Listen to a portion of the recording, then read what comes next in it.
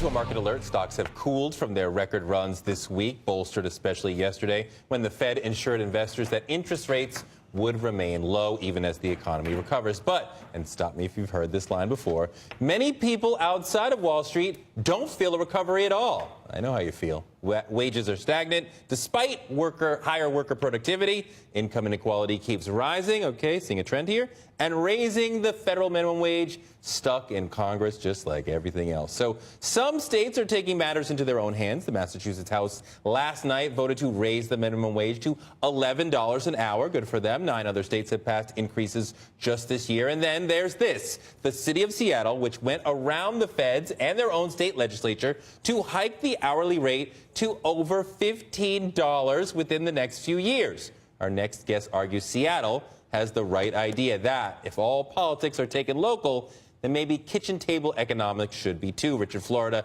not only a friend of the show, he's also a senior editor at The Atlantic. He's researched to the max the debate about minimum wage. Generally, we talk, Richard, about... To the max. To the max. Generally, we talk about the federal minimum wage as the way to get wages up for all workers at that low level. But you're saying that we should be more local in our approach. Well, you know, we talk a lot about inequality in the United States. To me, the issue is not the top. That's where we tend to talk about. It's the bottom. It's this sinking bottom.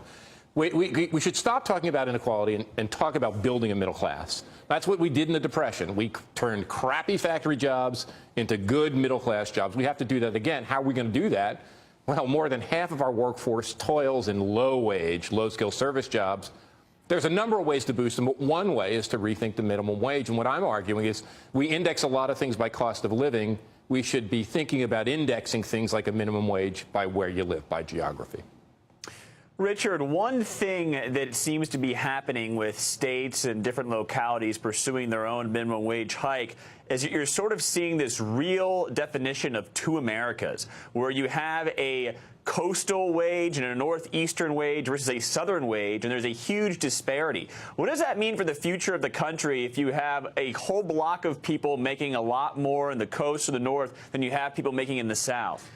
Well, I think that's where we're at. We not only have a split labor market, we have a split country because those clusters of knowledge and high tech on the East Coast, this East Coast corridor, and then the Bay Area and LA. And then we have that little energy belt, you know, in Texas and parts of Louisiana and then up in the Dakotas. But so much of the rest of the country is falling behind, you know. A place like Seattle needs a minimum wage of about $15 an hour. A place like Washington, D.C. probably needs a minimum wage of about $18 an hour. But a place like Orlando or Tampa or Miami or Las Vegas could get by with a minimum wage of 10 or 11 because the cost of living are so different in those places. So, Richard, just to clarify, are you advocating for a federal minimum wage that is indexed to the cost of living in various cities? Or are you advocating for, like, what SeaTac did and taking matters into their own hands? I think you could go either way. I think one way to think about it is if the federal government said that we would start geographically indexing public policy. I think it's something the United States has to consider. We've indexed stuff for cost of living. We should be, especially when we're rethinking minimum wage, we'll be thinking about geographically indexing that. Because $10 will get you so far in, you know, Miami or Las Vegas or Detroit and Pittsburgh. It ain't going to get you nearly as far in San Francisco or New York or Washington. But I think what's happening is that local polities and mayors are taking these matters into their own hands. And it's pressure. It's the kind of pressure Bill de Blasio felt, and Bill de Blasio's constituency brought to bear here in New York. It's the kind of pressure that's building in places like Boston and D.C. and Seattle. So I do think that helps, you know, create this two Americas, which is quite, I think the two America trend is getting worse and worse, bigger and bigger, and it's extremely troubling. The city that set off this local minimum wage trend before Seattle was this small city called SeaTac. Yep. South of Seattle. It's where the airport is located. They set their minimum wage at $15 an hour, and the thinking was, well, the airport's here. The businesses that are here need to be at the airport so they can't leave, so we can make them pay a higher wage. But lots of other cities, they don't have an airport like that, and so they have to worry if they raise their minimum wage, jobs might go somewhere else. How should cities think about that, and is that a reason to do this at the state level or the federal level? Well, I just read some of the Bureau of Labor Statistics research and the better labor economists, and there's a wide debate on this. And the consensus seems to be if you set the minimum wage at about 50 to 60% of the local median, you're not going to harm the economy, and probably you're going to do a little bit of net good.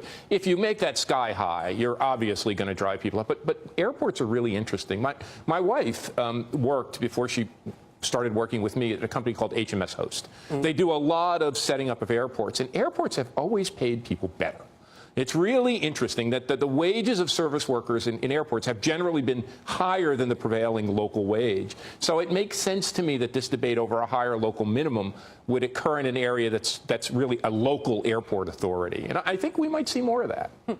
Richard Florida, thank you so much for being at the table with us today. It's great to have you actually here present. We love having It's great you. to be here, and congratulations, guys. Thank you.